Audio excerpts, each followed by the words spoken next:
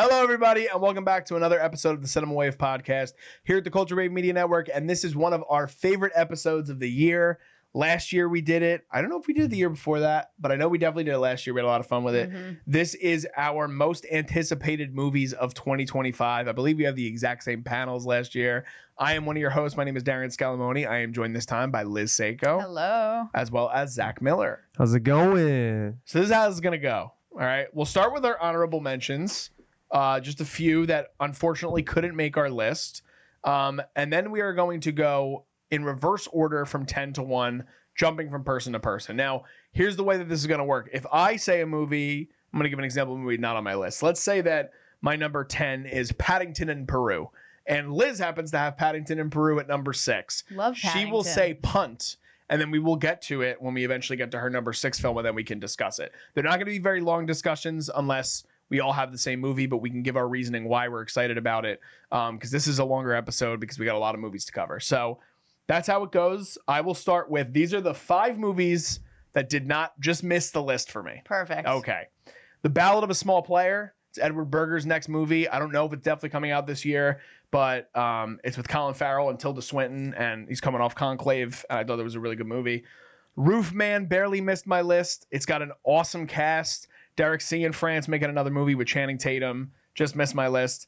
The biggest shock that this didn't make my list, because it's a really tough year, The Smashing Machine, an A24 movie from one of the Safdies.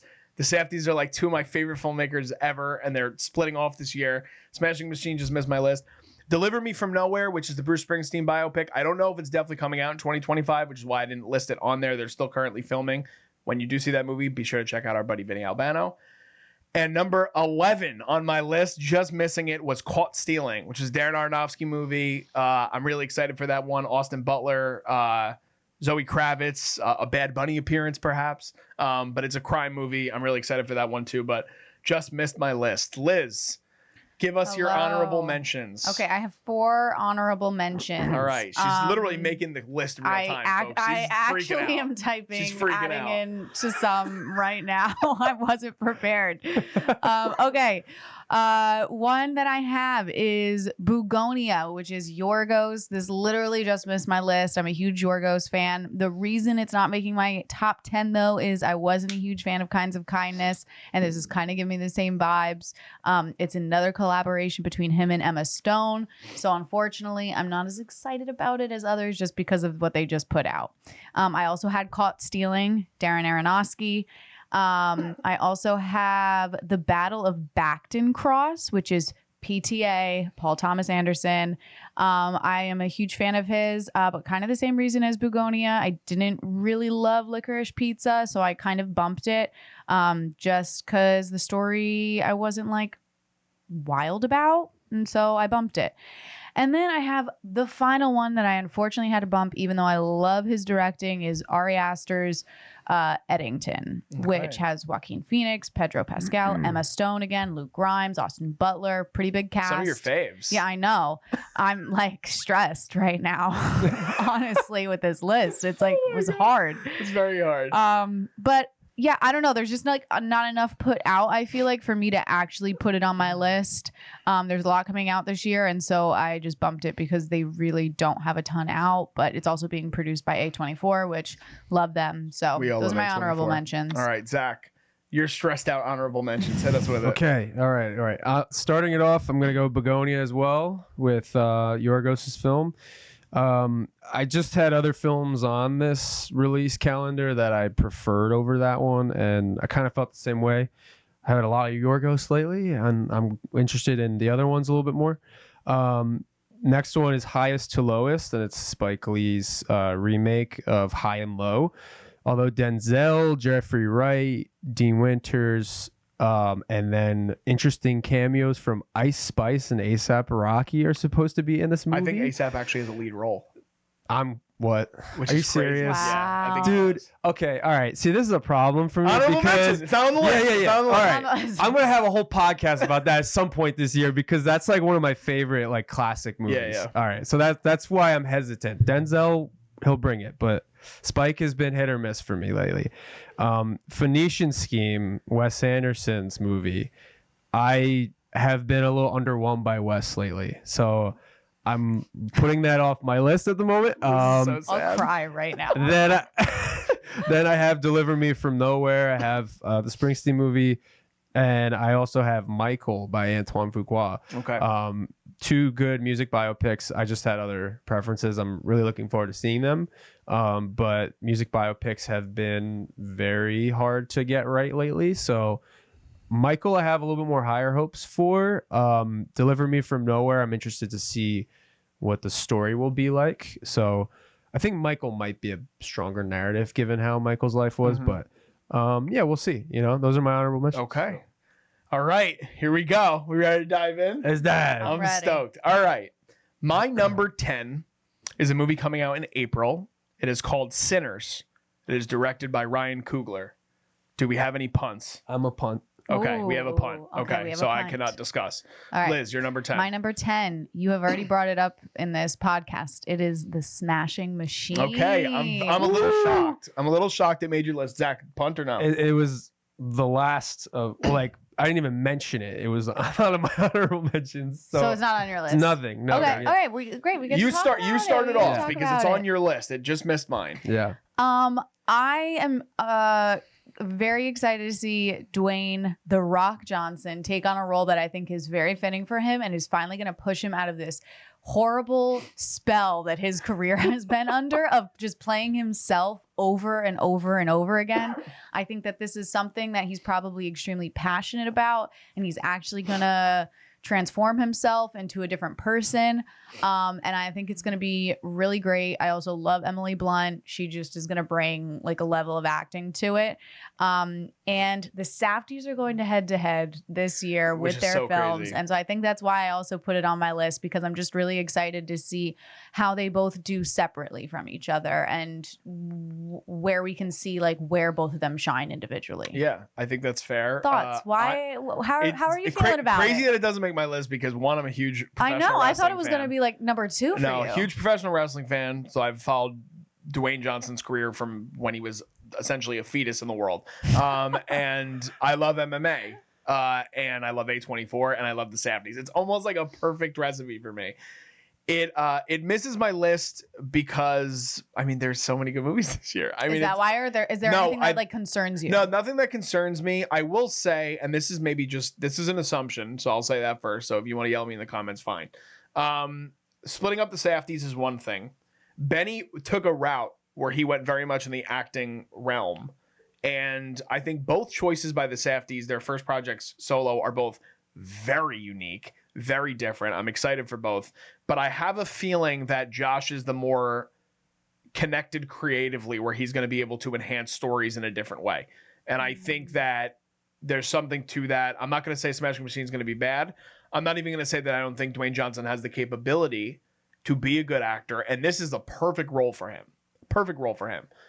But there's too many good things coming out, and it just couldn't make my list. It was number 13. Like, it just missed. Missed. I couldn't put it on there. Zach, how are you feeling about the Smashing Machine? Do you have any thoughts? I would actually say The Rock has zero capability to carry a movie. Okay, so that's why it did not make his list. I think that the man is fully attuned to making shitty action movies, and I will fully blast The Rock any day. I think Benny has the mold to carry this movie and make it worthwhile. Emily Blunt's in this, right? Yeah. I think she'll be great. They've done a movie together too. Previously. The Jungle Cruise, dude, the one of your remake. favorites. Yeah, right. That's a great movie. Yeah. So, yeah, I mean, he really goes to a ship captain really well, and then onto Santa's helper. Like, he looks, very different. He does a great job. But he did some great work in the game plan. Yeah. One of your favorites. So actually, though, I'm not even being like facetious right now. Like, it's a great movie. Right. Sorry. Yeah. So I think that being said, like, it writes itself. Like, this is an Oscar contender. Anyways, there's no release date yet for it. It just says 2025. They're gonna make an awards push for it. Yeah, 1000%. So, but it makes your list at 10. Doesn't make Zach's list, just misses my list. So, Zach, what is your number 10? My number 10 is Bring Them Down, directed by Christopher Andrews and with Barry Keoghan and Christopher Abbott. We just got the trailer today. I didn't see the trailer actually. Yeah, the movie cool. That's crazy as of this recording. I just saw it on the list, and the premise is when the ongoing rivalry between farmers Michael and Jack suddenly escalates, it triggers a chain of events that take increasingly violent and devastating turns, leaving both families permanently altered. So I'm really looking forward to this. DJ, you've even talked about how Christopher Abbott's like a very good rising star. Barry's gotten his shot a couple times already. They're both very good actors, and I think a simple drama that it has simple stakes involved can also be very good. And it's not going to be the biggest movie of the year with a budget, but it's going to probably bring a heavyweight, like right fist of acting performances. So I'm excited to see them both work. I will sign up for anything Barry's in, especially coming off of Saltburn and some of his other work and Banshees. I love him as coming up, so he's got my vote. Yeah, it's one I'm definitely looking forward to. It didn't make my list, but two really strong performers. Also a movie release coming off of the massive 2024 that they had with The Substance, and they're trying to make a bigger push into theatrical distribution. So it's a good pick. I'm excited. Yeah, it comes out soon. Yeah, it comes out February 7th. So yeah. All right. So now I'm going to my 9. And I'm gonna get punted again. You know it. My number 9 is Wicked for Good. Oh, move it on. Get right out of here. I can't talk about any of my movies. We can't talk about it yet. Wicked for Good is a punt, obviously, for Liz. So Liz, what is your number 9? My number 9 is A Big, Bold, Beautiful Journey. Oh, it's not on my list. Not on my list either. Okay, so the sole reason I'm picking this film in my top 10 is because Miss Margot Robbie, she has my heart and soul in anything that she does, and I'm really excited to see what she does coming off of the roller coaster that Barbie was.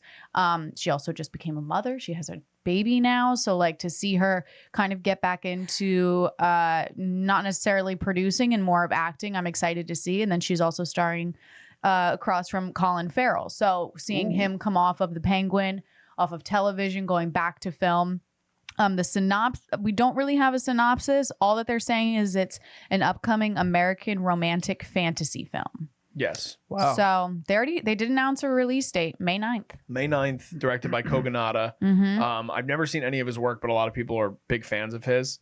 Margot and Colin are two of my favorite acting talents. So another one hard to keep off the list, but it's a stacked year, but I'm excited for it. I'm looking forward to it. Zach, do you have anything on it? Yeah, I didn't even know that Margot was jumping back into acting so quickly, and I didn't even see that on the list, so that probably would have made my list. But yeah, I'm excited. I mean, and her coming back so fast after having a kid too is awesome. So it's great. Excited to see her and Colin, the scene partners. That's great. Should be cool. Zach, your number 9. My number 9 is Jay Kelly. Punt. Ooh. All right. Guess what? My number 8 is Jay Kelly. It's a slight punt.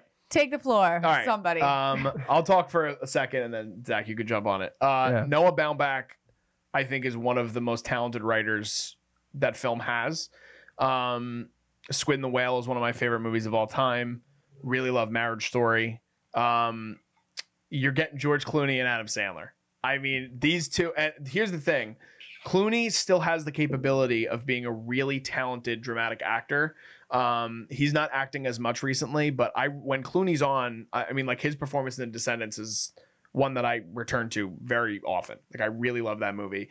And I love to see Sandler do dramatic work, except for maybe Spaceman, which we talked about last year.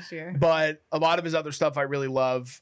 Even something as understated as Reign Over Me, I think is a really underrated performance from him. But on top of that, and working with Noah co-wrote the movie with Emily Mortimer, who's also in the movie. Crazy cast: Eve Hewson, Isla Fisher, Riley Keough, Patrick Wilson, Laura Dern, Greta Gerwig, Billy Crudup, insane cast. But Zach, you had it also on your list at number 9, so definitely give us your thoughts as well. Yeah, I mean, I was just going to echo a lot of the same things. Noah is one of my favorite filmmakers too.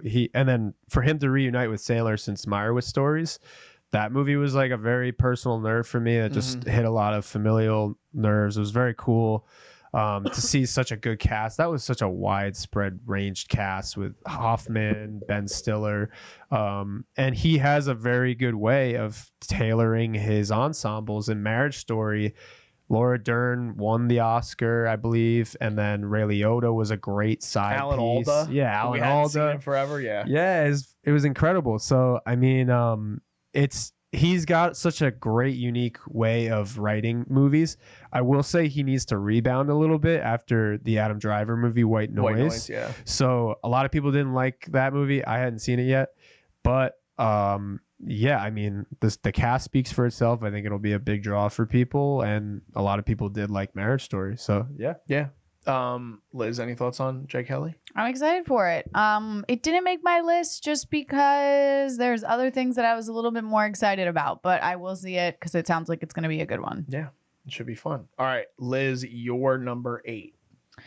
My number 8, After the Hunt. That is a punt for me. All right. Oh, that's not on my list. Wow. All right. Wow. We'll get to it. We'll get Zach, your number 8. Oh, my number 8? Yes. Oh, okay. The drama, Christopher Borgley. That's a punt for me as well. Wow, DJ. Okay, All that's a right. punt So for what me as is well. your number? My number 7 is 7. definitely not on either of your lists, so I can't wait to talk about it because Liz is going to be so mad. Number 7 is The Fantastic Four: First Steps. Go ahead. It is a Marvel property. Is it a punt for you, Zach? It's not there, bro. Definitely not there. Okay. I'm obviously the biggest Marvel fan on the panel. Zach still watches some Marvel movies, but Liz is not a fan. But regardless, a property that they have been trying to really work on and perfect through 2 whole casts, and they haven't done it. And they are known as the first family of Marvel. They are like the start of what Marvel Comics was, and so much of it Stan Lee's real identity and who he wanted to be as a comic writer, and Jack Kirby is built in what they want to do with this. The director did Loki, which is one of my favorite things Marvel's ever done, but both seasons, Matt Shackman. And the ensemble for this movie is really terrific, and I think that's why I have it on my list, because I also liked, we got a leaked trailer from Comic-Con. I like the vibe of the movie, but the Fantastic Four is played by Pedro Pascal, Vanessa Kirby, Joseph Quinn, Eben Moss-Backrack. So this is the first thing Eben's doing other than The Bear in a while too, and I love him in The Bear, obviously. But then the rest of you have Ralph Ineson, who is great in Nosferatu. You have Natasha Lyonne, you have Julia Garner, you have John Malkovich, you have Paul Walter Hauser. So it's a massive, massive ensemble. And I still like the popcorn movies. So Fantastic Four is my number 7. I know neither of you probably have anything to say about it, so we could just move on if there's nothing. No, I like the retro style that they're going for. I like the old school, like feels like the Jetsons. Marvel Comics. Yeah, you got the Jetsons, and it feels like the ensemble is well put together. I know people were kind of not vibing with Pedro as Mr. Fantastic. I am a little Pedro fatigued after him being in major shows and movies lately. The same way. Yeah. But I mean, I think he'll do a good job, and I really like Vanessa Kirby as Sue Storm. I think that's a great pick, and yeah, Eben as the Thing is a very interesting casting, but I can see it, we just haven't seen it yet, so I'm interested. But yeah. Nothing for Liz. I won't see it. That's fine. Sorry. That's fine. Your number 7, Liz. My number 7 is The Materialist. Oh, it's not here for me. It's not here for me either. What is on Zach's list? Liz is shocked. Jesus. Well, we just punted 2. Do we punt 2 of yours? Well, we punted 1 of yours. A couple, yeah. Anyways, The Materialist is Celine Song's next film. She's just coming off of Past Lives, which I loved. I cried. I rewatched it multiple times. I think she's an incredible writer. She reminds me of like a playwright kind of. Mm-hmm. So this next film, it stars Dakota Johnson, Pedro Pascal, even though Zach's over him, and Chris Evans. And the way that they're pitching it, it's an upcoming American romantic comedy. And the storyline is a matchmaker's lucrative business is complicated when she falls into a toxic love triangle that threatens her clients. It's an A24 film. There is not a release date yet, but it should hit in 2025. Definitely. Yeah. So I'm excited. I really love Dakota Johnson, actually. I think obviously people just kind of were like, oh, she's a 50 Shades of Grey girl. But I think that she's really talented. I loved her in Peanut Butter Falcon. And I think that she just she's picky with her films. She's not just like doing anything that comes across. So I'm interested to see this. Madam Web. I thought the same thing, but I get it. Yeah, but she even said that was bad. I know. In all of her interviews. She was like, she's like, I don't know. Hey, what to say. everybody does a comic. Everybody makes mistakes. Everybody has those days, Liz. Zach, you have any thoughts on Materialists? Yeah, honestly, I did not see that one on the total Zach list. So when he was the way you described it, and Celine Song has a really cool way of making romance movies with past lives. Everybody who saw Past Lives, I have heard zero bad things from anyone about that movie and how she has a way of framing a relationship. So I think she's a big next gen proponent for romance movies. And I do like that cast. Mm-hmm. That's a role I can see Pedro gelling with, with the rest of them. So I'm cool with that. And I will see that. That would have been here. Dang it. Celine loves a good love triangle. Yeah, so I'll say this. Past Lives was my second favorite movie of the year. It flipped back and forth between 2 and 1 for me all year. I absolutely adore that movie. I am very nervous for this movie. Why? I'm nervous for this movie for a couple of reasons. One, I think I love Dakota the same way. Love her in Peanut Butter Falcon. Love her in Cha Cha Real Smooth. Great movie. You never seen it? Should watch it. It's on Apple. Great movie. I worry about Chris Evans, genuinely, as an actor. Okay. I think the Pedro thing is another thing. We're getting Pedro and Ari Aster. We're getting Pedro on Fantastic Four. We're getting The Last of Us, and we're getting Materialists all in 1 year. One of the performances is going to fall flat. I don't know if this is going to be the one. The other thing I'm nervous about is that I heard from a birdie online that this movie is more comedic, and I don't like that. I'm not to say that it can't be good, but I don't know if I necessarily trust that because we haven't seen it yet with Celine, but more so, I don't know if I like comedic with Chris Evans and Pedro. Okay. I'm nervous. I am very nervous for this movie. I will still be there the first day it opens because I loved Past Lives, but it's out of all the bigger releases that I am excited for, I'm the most nervous. And I also think part of that, though, is also because I loved Past Lives so much and I don't want this to be bad. Mm-hmm. So I'm nervous. But do you think that, because for me, Past Lives was a lot about simplicity and like there wasn't a lot of dialogue. It was much more about just like the actors being with each other. Yeah. Do you not think that Chris Evans or Pedro are able I think to that's do part that? of it too. I think that so much of with the performances in the first movie, so much of it is understated. And I don't know if those performers are necessarily understated or if I've seen it from them before. Not to say that Maybe they just haven't had a chance to do it yet. It's possible, but Chris Evans probably could have done whatever he wanted after Captain America, and he decided to make a really, really bad decision with his career, and he's tanked every movie since, besides Knives Out. What did he do? Exactly. He did do that Apple movie. He did an I Apple feel like movie he's with. just like been MIA. He's done a couple things. He did the Ana de Armas Apple movie that apparently was awful. He did Knives Out too, He did right? Red One. Knives Out's the only one that I think was a good choice, and it was good for him to work with Ryan Johnson, and he actually had a really big part in Knives Out. I'm rooting for him to surprise I'm us rooting all. for a movie. Rooting for him, but I'm nervous. That's all I'm saying. I'm nervous for it. I'm excited. Liz is pissed. I'm ready for it. Pissed. I believe in Celine. All right, so that was your number 7. Mm-hmm. Zach, what's your number 7? My number 7 is The Running Man by Edgar Wright. Okay, not on my list. Not on mine. But I did consider it. Not on mine. Okay. I did consider it. Okay, so the premise is a little generic given everything that's like movies coming out. Futuristic United States and the world has become a dystopia. That was all in the log line. The cast is kind of interesting. Josh Brolin, Glenn Powell, Katie O'Brien, William H. Macy, Michael Cera, Lee Pace. Edgar Wright movies I am always signed up for. He's extremely unique in everything that he's made. Last Night in Soho was not well received by a lot of people. I enjoyed it, although it was a lot different than the rest of his work. So, and the way that it sounds is that it's going to be a drama, but a lot of his other movies with energy are electrified through his comedy and his filmmaking. So I feel like that has been his strongest work with, Shaun of the Dead and Hot Fuzz and, Baby Driver. I love Baby Driver.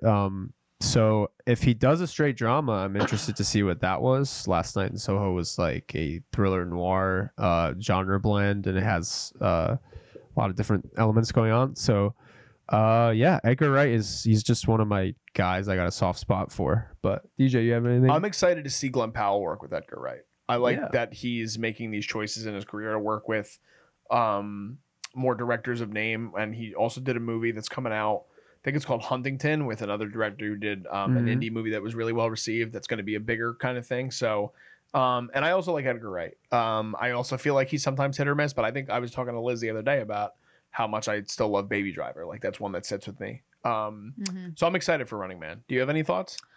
I'm excited for it. I think I'm over Glenn Powell. Wow, that quick, huh? I'm over him. I don't know. He just kind of is doing like maybe like the same thing you were talking about, Chris Evans. I don't know. He just does the same thing for me in every film, and like I just need a year away from him for him to not be doing the same thing. This will not be the year. I know, and I get it. He's like the pretty boy right now. Everybody loves him. He's super funny, like quirky. Blah, blah, blah. I'm just like, I need a break. I need a break from like seeing him being promoted. So that's okay. No, I kind of feel the same way though. Like I'm much less seeing this movie for him. It's more about, I like the Brolin input on Edgar Wright. I think that's interesting. Brolin is really interesting to work with Edgar Wright. Yeah. I'm really excited for that. So there's other elements besides Glenn. He is the weaker link to me in that casting. Yeah. Like, maybe he'll do something different. But yeah, it's possible. I don't think so. Okay. That was your number. That was 7. Yeah. Okay. My number 6 might be a pun for Zach, but I feel like it's not on his list. Is Superman. It's not on my list. Not on his list. It's not on your list. No. Jeez, Liz. All right. No. Superman. I have a very soft spot for James Gunn. The Guardians of the Galaxy movies helped my love for film blossom. Superman, I came coming off of 2024, my number 3 movie of the year was the Christopher Reeve documentary, and understanding so much of what Superman stands for in the hearts and brains and eyes of so many people. I've never been a Superman fan ever in terms of the hero. I respect him, like the symbol of what Superman represents. But that first trailer really got me. I don't know what it was. It hooked me. The music, the Superman theme. I really liked David Cornsweet in Pearl, and I think he is a really good choice for Superman. And I think Rachel Brosnahan is a really, really great choice for Lois Lane. And I'm trusting James Gunn. I know a lot of people big blockbuster movie fans probably have this at the top of their list. It doesn't get there for me, but I'm still really excited for it. It comes out in July, and it's the start of James Gunn's new DCU. So there's a lot hinging on it, I should say. But I'm excited to see Superman. It's one where it's going to be a theatrical thing. It's going to be a big theatrical thing. So intrigued to see it. I know you're not really excited for it. If you think it's like groundbreaking on the same level as like the Batman, I will entertain the idea of going. I don't think it'll be like that though, because it's just a different vibe. Superman's a way different vibe. Like Batman's more like grungy and like he could be dark. Like Superman is a symbol of hope. It's going to be too happy for you. You're going to say, I want this to be depressing. Yeah. Oh, do you think people are going to dress up as Superman for the movie? Obviously. Of course. Really? Well, I'm dressing up as Batman for the next one. No, I'm not. Are you gonna dress as Princess Fiona for Shrek 5? No, Dragon. Oh, okay. Ooh. Yeah, that's come more on. your vibe. Why would you ask Fiona, DJ? That's more your Come vibe. on. That's more your vibe. It's obviously Dragon. I'll dress as Puss in Boots. No, I will be interested to hear your thoughts on Superman. Okay, Zach, anything on Superman? Yeah, I am enjoying like what I'm seeing so far from Superman. I will see Superman. I'm looking forward to what James Gunn does with it. I think David and Rachel will be the strongest parts of the movie for me. I'm just like hesitant on a lot of superhero movies lately, but I do think it looks like a good fresh take of Superman. I don't think he's trying to wow people with making it the best Superman rendition, which is a good thing. I think it's just another side story. It's a different comic, the Superman Legacy comic. I think it'll be very interesting to see a different angle, different set of heroes. There's a lot of new Justice League members. Nicholas Hoult as Lex Luthor looks very interesting too. I think he'll be decent. But yeah, it'll be very interesting to see how the monster stuff blends into Superman. We haven't seen a ton of that. We've seen some of it more so in the animated show and the other stuff. So I don't know. Yeah, I'm interested. There's a lot of stuff. I said interested like 8 times, but you know, I get it. There's a lot of stink on comic book movies too, Yeah. which I totally understand. Yeah. Liz, you're number 6. My number 6 is. Oh, you're gonna love this. This is the one that I changed last minute. We're gonna talk Freakier Friday. Whoa. Okay. Not on my list, but I Not am on excited mine. for Absolutely. It has a release date of August 8th, so it's going to be a end of the summer movie. it. Doesn't it come out the same day as the PTA movie? Does it? Which is the greatest cross Does marketing ever. I'm pretty sure it does. I'll double check. Okay, Talk about look it up. So I mean, if nobody knows what Freaky Friday is, if you're watching and you don't, you should just get off right now Don't and have go a watch it childhood. because you need to experience that childhood movie. They are finally making a sequel to the iconic film, and I could care less if this movie sucks, if it's a horrible script. I'm just so happy that they have Jamie Lee Curtis and Lindsay Lohan and Chad Michael Murray. The fact that they have the 3 of them to do this, like, it's big. I feel like to get original cast back and signed on to do like a not a remake, but like a sequel, it's pretty big. So I'm excited, and I don't care if it's bad. I don't think it's gonna be bad. I don't know. I don't know what the story. All they say for the story is Tess and Anna discover that lightning may indeed strike twice as they navigate the myriad challenges that come when 2 families merge. I don't know. I don't know.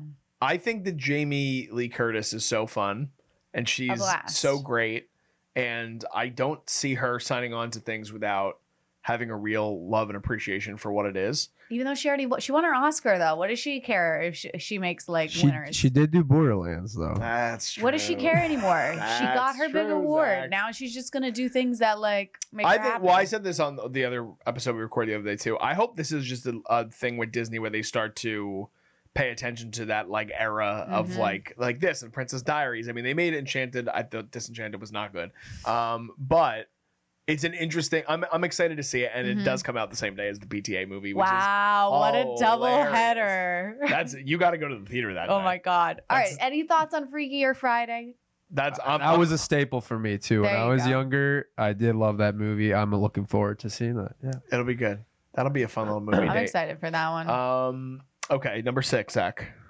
My number 6 is 28 Years Later. Okay, not on my Actually. list. Not on mine. Really? So it's not It on my was, list because but- I haven't seen the previous 2 films. So for me, Oh. I'm excited to watch them in Okay. anticipation for the movie, and I think the trailer's unbelievable. But I can't put it on my list without having seen the previous 2. yeah. I meant to put it on my honorable, but I forgot it. So it's one of Okay. my honorables. Go ahead, Zach. Go That's off, cool. King. Yeah. I really, I mean, the trailer alone, fantastic. One of the better trailers that's come out recently. But you got Danny Boyle's coming back directing, Alex Garland's coming back writing, Cillian Murphy's coming back since the first movie. That really put a lot of those guys on the map at that time when the first one came out 28 days later. And some of my favorite stuff about zombie movies or like infected movies are just how people react to situations. So that's something that always keeps me entertained going back for that genre. And I just love the cast too. It's got Aaron Taylor Johnson, it's got Ray Fiennes, and I think it's gonna be a banger. I love what they're doing with the technology behind it. They're shooting most of it on iPhone with enhanced lenses and stuff like that. So they're going back to their roots of like low budget filmmaking. I mean, quote unquote low budget filmmaking. But I see the budget. Do you want to guess what it is? Is it 6 figures or no? No.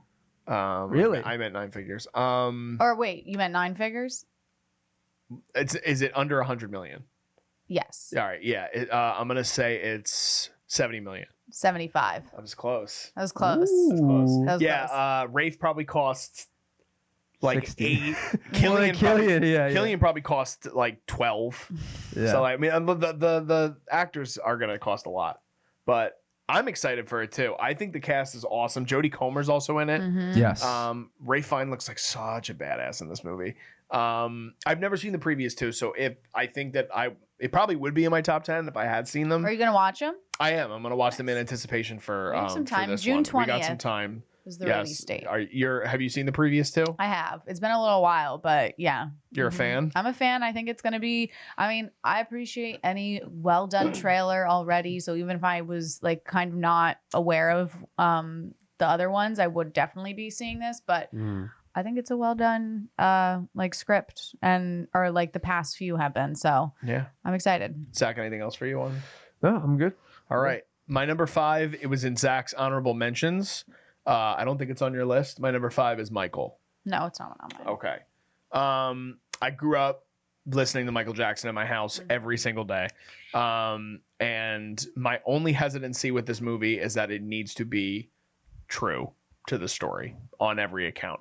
It's going to deal with some of the legal proceedings that happened with Michael Jackson because Miles Teller was cast as his lawyer in the film. Coleman Domingo as Joe Jackson might be the greatest casting ever. So I'm really excited for that. Regina Hall is playing his mother. Jafar Jackson, Michael's nephew, is playing Michael in the movie. Antoine Fuqua is also a hit or miss director for me. So that's another part with this. And Great I do director. understand the music biopic element of it being like beating you over the head with it. We're getting a lot of them. Michael Jackson to me, though, is it's like the two music biopics that I had always hoped that, like, it reminds me of there's one music biopic for me is separate from the rest, and that's Ray. I don't know if you guys feel the same way. I think Ray is unbelievable. And I think it's better above and beyond all these other movies. And the other two artists that I'm like clamoring to see these stories told on screen, Michael Jackson's one of them, the other one is the Beatles. And the way they're doing the Beatles biopics is so interesting, with Sam Mendes doing one movie for each Beatle and having them all kind of connect. So I'm excited for this movie. I'm nervous as well for this one, but more excitement than nervousness. And I'm looking forward to it. Liz, are you going to see Michael? I will go see it. I am just so over biopics, especially for like musicians of any sort. But I'm going to see it. I'm going to see it, and I hope that they do well. Is there any added layer of excitement for this, for some part of it, with whether it's Michael with his singing or with the legal things or whatever it might be? No, like not to, I mean, like I listened to his music, but I don't think to like the extent that maybe you did. Like I wasn't like, yes, put on like Michael Jackson right now. I just like knew of his music and like obviously like his big ones. Yeah, I mean, I'm excited. I'm just over biopics. Like fully, I think that like unless they're giving it the time and attention that it needs to actually be well done. So I don't know. We'll see. It is coming out though, October 3rd. October 3rd. Zach, you already talked a little bit about it on your honorable mentions. I don't know if there was anything else. Yeah, no, I'm looking forward to it. I really like Antoine Fuqua. Training Day, Equalizer. Did the Magnificent Seven remake. He did Southpaw. He did The Guilty, which was Jake Gyllenhaal movies. I really like him. I think he's a great director. I think he's very underappreciated lately, and I think he's a good fit for this kind of story. And I also really like Coleman Domingo as Joe Jackson. And I mean, he's got 3 really incredible years with Rustin, right? And then Sing Sing this year. Technically last year. And now doing Michael. Yeah. So yeah, I think he's got a really solid portfolio the last 3 years too. I love Coleman. He's great. Liz, your number 5. My number 5 is The Phoenician Scheme.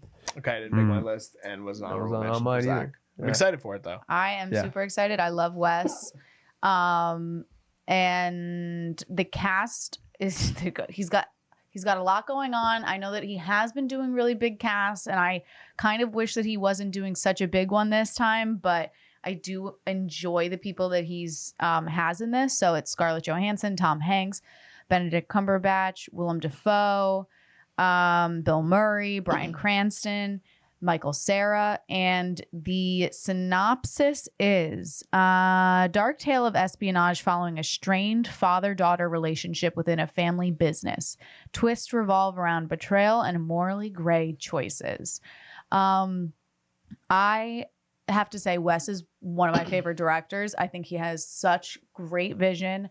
He knows what he wants, and he doesn't care if it's going to be popular or not. He's going to do it the way that he wants. I haven't been loving his most recent ones, which makes me like a little nervous, but you know what? I'm going to put full faith into him and think that he's listened to his followers and his fans, and he's like, I'm going to give you guys something great and get back to what he was doing a few years ago. Yeah, I feel the same way that Zach had said in his honorable mentions too. The last West movie I loved was 10 years ago with Grand Budapest. Mm-hmm. Yeah, same. So there's elements of French Dispatch I like. I didn't love Isle of Dogs. I loved Isle of Dogs. I thought it was like fine. 4 times. I thought it was fine, but I also thought like not that one has to be better than the other, but I prefer Fantastic Mr. Fox a lot more. And Asteroid City I was really excited for, and it fell short of my expectations. Did you ever watch his short stories? I liked some of them. I didn't love all of them. Okay. I really liked The Wonderful Story of Henry Sugar. Mm-hmm. I thought Poison was interesting, but the other ones I wasn't as much of a fan. Excited for, I mean, the other thing is a lot of the usual suspects. I am excited to see Riz Ahmed in a Wes Anderson movie for the first time, but it didn't make my list, unfortunately. Okay. You're forgiven. Thank you, Liz. Appreciate it. Zach, this would be your number 5. My number 5 is Mickey 17. Not on my list. Not on my list. Oh, okay. I love Wow. Bong, Mhm. but little nervous about this one. You're nervous. I'm a little Oh, nervous. okay. All right. I'm gonna try and convince you. Convince me. All right. I'm still gonna see it. Very excited to see it. But Okay, so it is very different from his other stuff, especially being a sci-fi. Robert Pattinson looks awesome in it. I really like having Stephen Yeun, Mark Ruffalo, Toni Collette, Naomi Ackie. That's such a cool mixed bag of actors, and he's very good at casting people. And I mean, his other Korean work is phenomenal, and I really do trust in him to deliver a movie. I don't think it will top Parasite necessarily, but then there was also people saying that he couldn't top Memories of Murder either, and that was another South Korean masterpiece with a crime movie.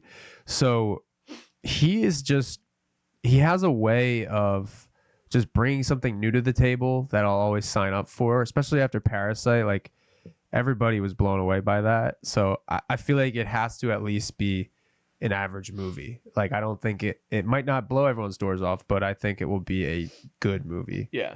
I mean, you're almost guaranteed with solid filmmaking from Bong. I felt this, like, even I don't love Okja as much, but I think Okja still is a good movie. Talk about good Chris Evans performance as Snowpiercer. Hello. Let's get back to that shit, Chris. Yeah, I think that the tone of the trailer just threw me off. Not to say that I'm not excited for the movie. That's one of the, like Liz always talks about, she wishes she didn't see trailers. That's a movie I wish I never saw the trailer for it, because it threw me off tonally on what I thought it was going to be. And maybe it's not going to be that much like the trailer at all. But I love Robert Pattinson. I love Stephen Yeun. I love Mark Ruffalo. I love Tilda, obviously. And I love Bong. So I'm still excited to see it. I'm just a little bit more hesitant on it than other movies. I agree with you. The trailer kind of made me not as excited because, one, I feel like it's been out for a really long time, the trailer, too. And they showed so much, which, I don't know, when films are doing that lately, I get the vibe that they know it's not the best that it could be, and so that they're just trying to get as many people to see the trailer to pull them in. Either way, though, I love Rob, so I'm gonna go see it, and it's coming out soon, and I think people will go see it. I think it might just not be like one of his best films. Yeah, that's fair. Yeah, I'm still excited. Zach, we can go see it together, dude. Yeah, let's do it. cute. We'll see it. That'll be a cute little day for us. Cute. My number 4 was a punt from earlier from Liz, and it is Luca Guadagnino's After the Hunt. After the Which, Hunt. Zach, you said it's not on your list. No. Okay. Take it away. Andrew Garfield has my heart in pieces forever. Him working with Luca, Julia Roberts.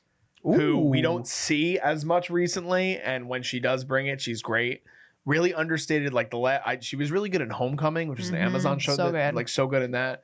Michael Stuhlbarg, another phenomenally underrated actor, and we get the first big. I mean, she's done other movies, but the big coming out party on film for Io Debris. What a cast for this one. Luca's on a hot streak. The Challengers was in my top 5. Again, I wouldn't say necessarily hit or miss, because I loved Challengers. I loved Call Me by Your Name. I thought Bones and All was good. I was a bit disappointed by it. I haven't seen Queer, so I can't comment on it. But the talent in this movie paired with Luca has me really excited for this movie. So that's why it's number 4 on my list. Liz? I fully agree. I think that so far what they're telling us about the film is totally in Luca's wheelhouse. He loves doing these kind of like taboo, very like sensitive relationship topics kind of. And so this film, it's about a college professor who finds herself at a personal and professional crossroad when a star pupil levels an accusation against one of her colleagues. So I think it's going to get into that like relationship of a student and a teacher kind of, which Luca just loves exploring, those like risque relationships. Yeah, I agree. I didn't love Bones and All, but honestly, almost all of his other films I've been really big fans of. So I'm hyped, and the cast, it's fire. It's fire cast. It's fire cast. Yeah, no, I am really excited about Luca's work. I think he's another very unique filmmaker that brings something new to the table every time. Andrew is always bringing in the heat every time he's in a new role. And I think that Julia Roberts coming back into the mold is very interesting too, with that cast, and Io's coming off of a hot streak. Yeah, he's got a very cool way of making relationships too in his films. There's never like a dull character in his movies, I feel like. So at least the main characters. So yeah, I'm excited for that. Liz, your number 4. My number 4 is Happy Gilmore 2. Whoa. Is that a pun, Zach? That's not there. Wow. You were talking about this on the calendar Wow. episode. Liz is hyped. I love Happy Gilmore. Wow. Like, I really do. And so I'm excited that they're making a sequel to it. Yeah, like I really don't know what else to say besides like I'm just like really excited about it. They filmed it here in Jersey. Sandler's gonna be amazing. They have Julie Bowen back too. So like kind of what I was talking about with Freakier Friday, when they can get the original cast back, I think that it just means that they have like a solid script. So as long as Sandler can be just weird Sandler in this, I think people are gonna love it. Yeah, I mean, it brings back a lot of the main. I mean, Christopher McDonald's back too, obviously. Yep. It's gonna be another Netflix release, which all of Sandler's movies are at this point. I think it's coming out in like April or May. They said. I don't see an actual. It's his date most yet. iconic role. So yeah, and it's my favorite Adam Sandler comedy ever. So definitely excited for it. But I always have that, like, I don't know, it's weird. Like Sandler comedies for me don't hit the same way. Like not his older movies, but like his more recent attempts at comedy don't always hit. I actually think his dramatic work recently has been better. Like my favorite Netflix movie he's made was Hustle, and like that was more dramatic. So, but maybe besides Meyerowitz Stories, because I also love that one. So I'm excited for it. Bad Bunny's also going to be in that one, and so is Travis Kelce. So that also has me a little nervous. Yeah, but they're probably just going to have like random weird cameos, Yeah, of, like that's getting true. hit by a golf ball. That's true. Eminem's in it too. Oh boy. Well, Marshall's on an interesting streak. They're just gonna like be like, oh, 4, boo. And like people are gonna get hit in the head because they just want to be in. They want to be I in get Happy it. Gilmore I am too. excited. I am excited for it. I'm excited. Number 4. Wow. Number Liz. 4. No, I'm like actually. I know you're pumped. I know. Don't worry. You have dibs on the channel for the review. Zach, anything about Happy Gilmore or yeah. I am excited for it too. I just I do get worried with the 30-year gaps with sequels sometimes, and the 20-year gaps. But I'm looking forward to seeing everybody back in the same movie. I just hope it's not like cheap. I think Sandler's gonna be good, but it's sometimes Netflix just puts out these cash grab sequels or just cheap versions of an old thing. So I just hope they don't ruin that for him, you know. So, but that's the only thing for me. Your number 4, Zach. My number 4 is The Bride, directed by Maggie Gyllenhaal. All right, it's a punt for Liz. Okay. My number 3 is Marty Supreme. Punt. Another punt for Liz. Wow. Liz, your number 3. My number 3 is The Bride. Okay, Exclamation. Let's go. Exclamation. Go ahead, Liz. I am just very excited about this movie. I really love Maggie Gyllenhaal. I've seen, I think, everything that she's directed so far. And she is super underrated in my opinion. People like kind of know that she's directing, but I feel like a lot of people are like, oh, I haven't really watched them.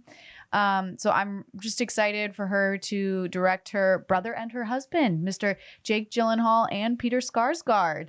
We also have Christian Bale coming in hot as on this Frankenstein. script. Oh, buddy. Annette Bening, Penelope Cruz, Jesse Buckley, like pretty heavy cast. And I also just love, I don't know, I really appreciate that they put an exclamation, like The Bride exclamation. I think it's super quirky and like fun. Yeah, I'm excited for this one. Yeah, I'm really pumped for this, and I actually think it will be the better Frankenstein movie than Guillermo's Frankenstein for this year. And I'm gonna make a bold claim, yeah, but just I think mostly because of the cast and that it's a newer story of Frankenstein. I don't know exactly what Guillermo's doing on his version, but I like that we're doing a Bride of Frankenstein new story. Christian Bale, man, like he never disappoints in anything he's in, and Jake is great, and then I love the depth that it has with Penelope and Annette Bening, Julianne Hughes also in it, and the premise of it is 1930 Chicago. Frankenstein asks Dr. Euphronius to help to create a companion. They give a murdered woman life, sparking romance, police interest, and radical social change. So I'm pumped. I also for that. think coming off of like Nosferatu and like the like dark romance gothic costume vibe, drama, yeah. people are gonna be eating this shit up. Yeah, I think it's gonna be like I think it's gonna be a lot more of a radical take, and I think that's why it's gonna be really interesting. They label it horror sci-fi. Yeah. So. Bale and Buckley, I think, is such an interesting pairing. Annette Bening is another one that similar to Bale. I don't know if she's ever bad in anything.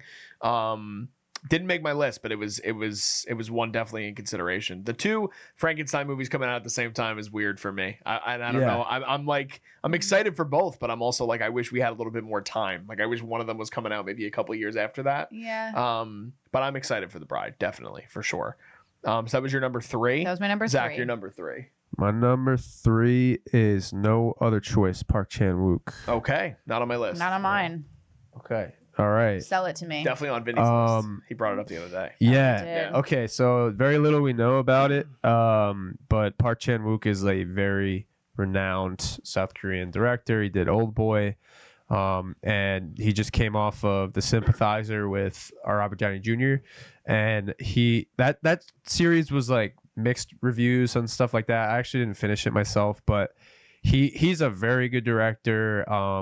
You know, if it entails anything like the other stories he's delivered with like violent elements and dramas and twists and turns, I think it'll be another shot of adrenaline. And he's just a very good director that people should look and seek out more if they're trying to find more international movies. And he's right next to Bong and My Height of like South Korean directors and that kind of thing.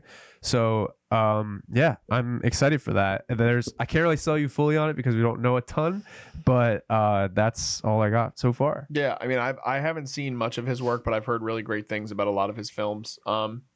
And it's definitely, maybe 2025 will be the year I dive into his filmography. But I know a lot of people are excited for it. So anything from you? Or I feel like I want to wait until more comes out about it. to give on plot details? Yeah, I don't know. I'd be interested to hear like maybe what you guys think first, and then I'll go watch it. Then we'll jump back. And we'll I don't know. I've seen Old Boy, but I don't think I've seen anything else of his. I could be wrong, but yeah, I mean, I'm open-minded. I'll see what you guys say. Okay. My number 2 is definitely not on either of your guys' lists, which is fine. It might be on Zach's, but I don't think it is. Avatar Fire and Ash is my number 2. It's not on my list. Not on Zach's list. 2 of the highest grossing movies of all time, which does not mean anything necessarily, but I love what James Cameron has done with Avatar. And it was obviously a really long time between Avatar and The Way of Water.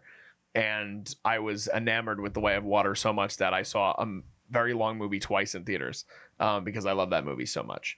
I am excited to see he's had this grand scheme of 5 movies, and he planned this out now for 15 years. So I'm on the journey with him. I really liked Avatar. I loved The Way of Water.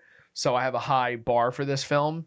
But it's Avatar. So it's like there's not much else that I could sell you on other than the fact that if you don't like the previous 2 movies, you're not going to be excited for this one. But I really like the first 2. So it is high up on my list. It is my number 2. Nothing from either of you, I'm sure. I didn't even see the second. Yeah. I just think that the second movie it didn't do much more for me. Like I thought that the first movie was great. I mean, both movies are monumental achievements in visual effects. But I don't know, like he's talking about making up to 5 or 6 of these movies. So I think like that is kind of like we've talked about with TV shows, and you guys were talking about in your other episode, is that you go too far with some things, and especially movies, when you have a layout of like Cameron to do 6 movies or 5 movies, it's really ambitious. I just don't know how you can make it interesting every time the next way. But he's a great world builder, so I will give him that. I am really excited for those parts of it. So yeah. Liz, your number 2. My number 2, Marty Supreme. Okay, slight punt from where I was at. Let's talk it. Go ahead. Now we have the other Safdie brother, Mr. Josh, with A24, and it is starring Mr. Timothy Chalamet. Chalamet. I'm excited to see the 2 of them working together. I think Timmy needs to kind of get back to like, I don't know, out of like the mainstream big like IP films a little bit, and kind of like work with I don't know, just like more like rough directors, I want to say, which I feel like the Safdies, like I'm just ready to see him do something new than what he's been doing. Marty Supreme, it's kind of a wild like storyline too. It's about why can't I find whose name it's about? It's about a ping pong champion. Yeah, it's about an actual one though. I'm pretty right? sure. I just I can't find his name anywhere. Maybe it's based on a true guy, but Marty Supreme might be a I pseudonym. thought that it was based off like an actual guy. Yeah. That was named Marty Supreme. Maybe. I could be wrong. Oh, wait. I see it right here. Ping pong player Marty Reisman from the 1950s. So it's loosely inspired on his life. Mm-hmm. I'm excited for it. It's coming out December 25th. What are your thoughts? I mean, A24's highest budgeted movie ever, which is Is crazy. it really? Yes, it is. 70 million? Really, really unique and interesting to me. Wow. Yeah, Civil War, I think, was, and I think that number seems low to me. I think Marty Supreme ended up at like 85. Really? But Gwyneth Paltrow is back. I know. Who also hasn't done anything in quite a while. Fran Drescher is in this movie. Don't even get me Can't started. wait for that. But then we also have Penn from Penn and Teller, Kevin O'Leary from Shark Tank, Tyler the Creator. Really, really interesting casting. But the Safdies are so good at casting people that are either not actors or real people just playing themselves. And I mean, again, like Uncut Gems is one of my favorite movies of all time. So I have a little bit more confidence, like I said, based on assumption on Josh as a director. And I think Timothy had probably the biggest 2024 of anybody in the industry. So Yeah. I'm excited that this is his next project. I'm excited that it's with Josh Safdie and another A24 joint, which is nice. So Do you think he actually is good at ping pong in this? Like they show him playing. He had to learn how to play yeah, probably. for it. I think he grew up playing ping pong. Are you kidding me, this Shut the kid? fuck Oh, come on. Definitely. Zach, anything on Marty Supreme? Yeah, I mean, I really like the Safdies, kind of what we were talking about earlier. I think they're like the Coen brothers, and they have very original takes in all of their films. They just have a synergy that they can bring to all their casts, and they are just very they just deliver, I think, in different ways. And even though every one of their movies is not for every person, I think that they bring something new to the table every time. They have a lot of energy in their work. Good Time and Uncut Gems, even though they're together, those are incredible movies. So I'm excited to see how they do against each other, and then the rest of this year. But yeah, I'm really excited. Your number 2, Zach. My number 2 is what Liz omitted: The Battle of Baktan Cross by PTA. Yeah. Okay. So I even though PTA is also hit or miss for me, I did not love Licorice Pizza. I even just watched Inherent Vice recently, and I was very underwhelmed by that. Although the performances in all of his movies are very sharp, some of his movies are not as conventional as others, so they're a little harder to swallow. But I do love that they are very different every time. They're not necessarily completely digestible on the first watch. Like even Punch Drunk Love with Sandler is a good, dramatic role for him, but it was very different. And then, There Will Be Blood is like one of my favorite movies ever. And The Master is also very out there for a lot of reasons, but it's a good movie. So his work is just very start to finish quality, like top tier. However, the narratives are not necessarily for everybody. But that being said, this movie has DiCaprio, it has Benicio del Toro, it has Sean Penn, Wood Harris, Tiana Taylor, Regina Hall, and Alana Haim, who is also in Licorice Pizza. And I think it's a 70s drama related with some bank robbery or something, because I saw some set photos that it looked like they were doing some robbery elements. But Leo's going back to the 60s and 70s again, and we'll see how he does. But Liz, what did you think about this? Yeah, I'm excited. I feel like the cast is really great. I just agree. Like PTA, it's a hit or miss. You either really love it and you connected with his overall theme that he's trying to bring out of his stories, or you're just kind of like, this was a lot and a lot to digest, and you walk away kind of just being like, I don't know. So I hope that this is one of my favorites. And it's coming out with Freakier Friday. So I'm excited for it too, but yeah, I feel the same way as you guys. Hit or miss.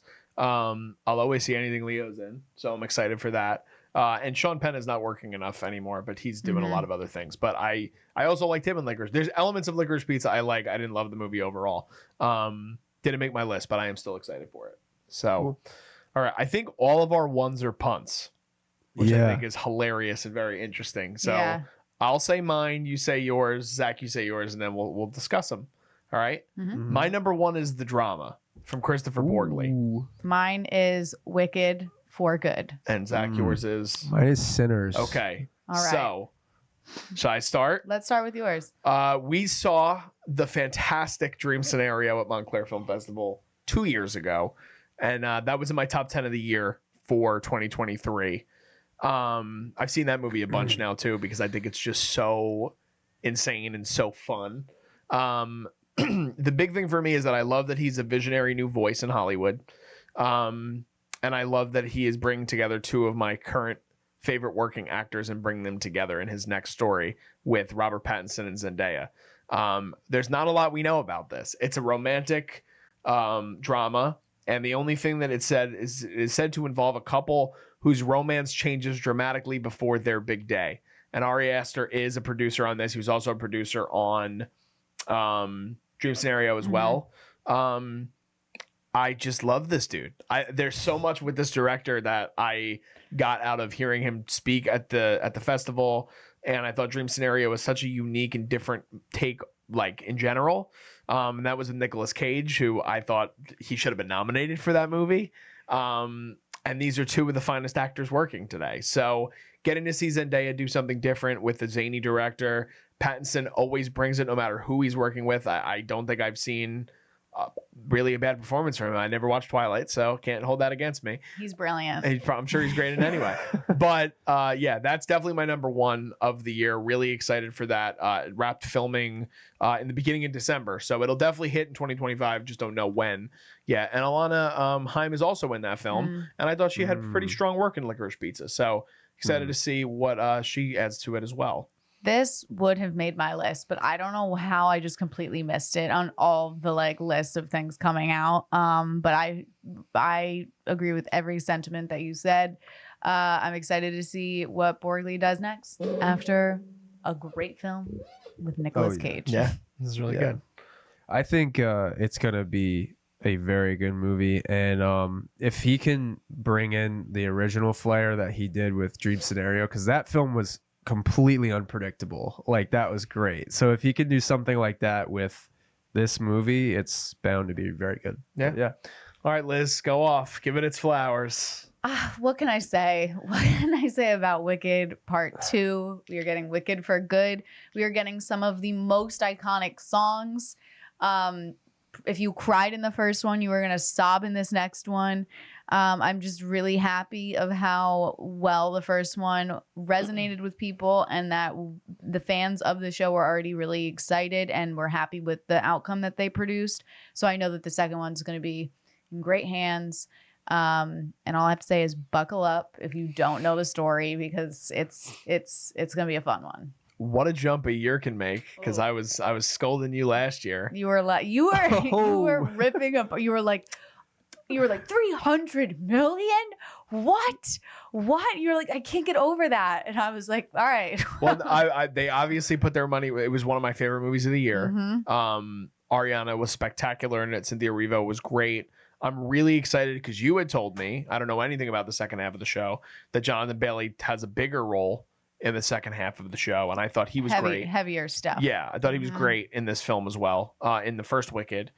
So it did make my list. Still really excited for it. It hits in November 21st. Yeah. So when did first Wicked came out November 2? Yeah, Thanksgiving, right? Thanksgiving. So coming out around the same time. The big thing for me is that I'm so impressed with John M. Chu as a director, and I think that he to make these now, seeing it and understanding it, seeing the grand scale that he displayed with filming these two movies simultaneously, I'm really excited to see where they go with the second half, and I don't want to know anything going into it, so I'm not going to read anything. I'm not going to do anything. No. I might even I want to see the stage show, but I might wait until after the movie comes out. I think you would appreciate the film more with the unveilings. Yeah, so I'm gonna hold off, but I'm excited. And we know it's gonna be great because they filmed it at the same time, and the production was incredible of the first one. So there's no question of like, oh, did they change things? No, it's gonna be perfect. Yeah. Zach, anything on Wicked for good? Yeah, I'm pumped for it. You know, Wicked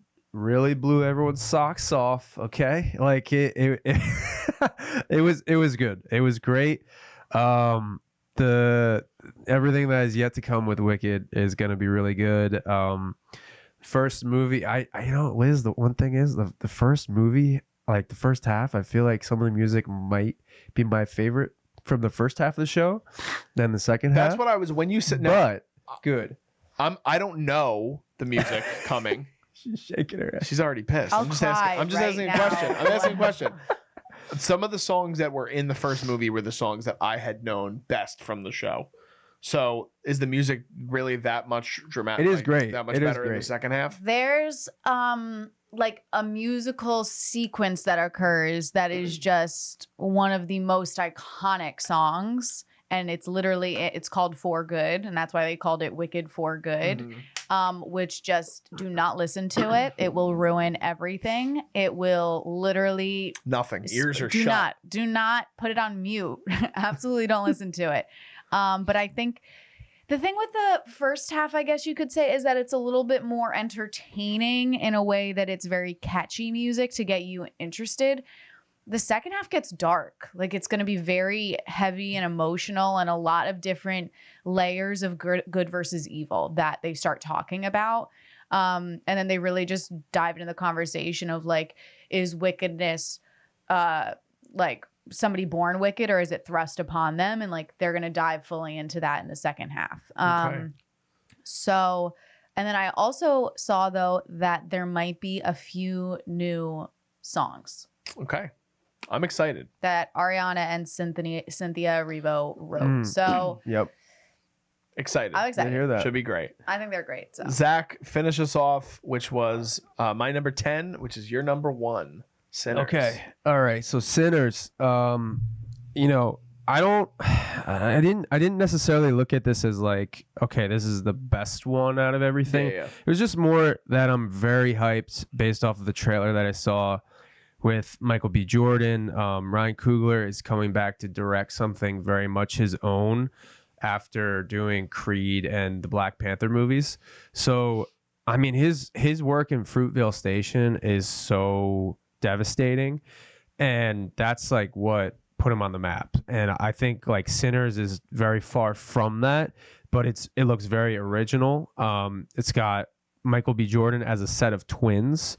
It's got Haley Steinfeld and Jack O'Connell, and the premise is trying to leave behind their troubled lives. Twin brothers return to their hometown to start again, only to discover that an even greater evil is waiting to welcome them back. So it kind of is like, from what I'm looking at with the trailer, like a blend of like Us, like Jordan Peele's Us, and like it's also a costume drama because it's like 1917. It's like after World War One. He comes back to like the rural South. So it's got like, from what I can gather from the trailer, like themes of race, themes of war and sci-fi and horror. And I just love Michael B. Jordan so much too. I think he deserves a lot more movies than just like popcorn movies too. So if this can put him back in that wheelhouse, I'm very excited for that. And I think Coogler getting back in his own shoes away from established pieces will be really good for him too. Yeah. So I think Michael B. Jordan, that like getting to work with Coogler should put him in the eyes of more filmmakers like that are auteurs, because I think he has a lot of really great acting talent, and I think this is a big challenge for him playing twins. I'm stoked for this movie because, again, I also love the trailer. I think Coogler's first 3 movies are all amazing. I think they're all great movies. Wakanda Forever, he had one of the most difficult challenges in the world to replace an actor that died because he was sick, who a whole race like followed because of that character. So coming off of that, I think this is a big like deep breath for him to be like, okay, I want to reset myself after dealing with all the tragedy that I dealt with the loss of Chadwick. And I'm excited because it's a period movie. I'm excited because it has the horror element. I love Haley Steinfeld. I think Jack O'Connell's really underrated. Delroy Lindo's also in this, and he is a fantastic actor. So I'm really excited for this one, and this one comes out in April too, so we're not going to have to wait long for this one. Very close. I'm excited for it too. I really loved the trailer. I think that they didn't give too much away, which a lot of horror films do. They just try to throw everything that they have at you. The one thing that I think will make or break this film is if they have a good ending. I think a lot of horror films, it has an incredible first and second act, but that third act just starts like falling into through the cracks, and it just starts getting into like jump scares and like ridiculousness. So I hope that they have a solid ending. Yeah, I think that's fair.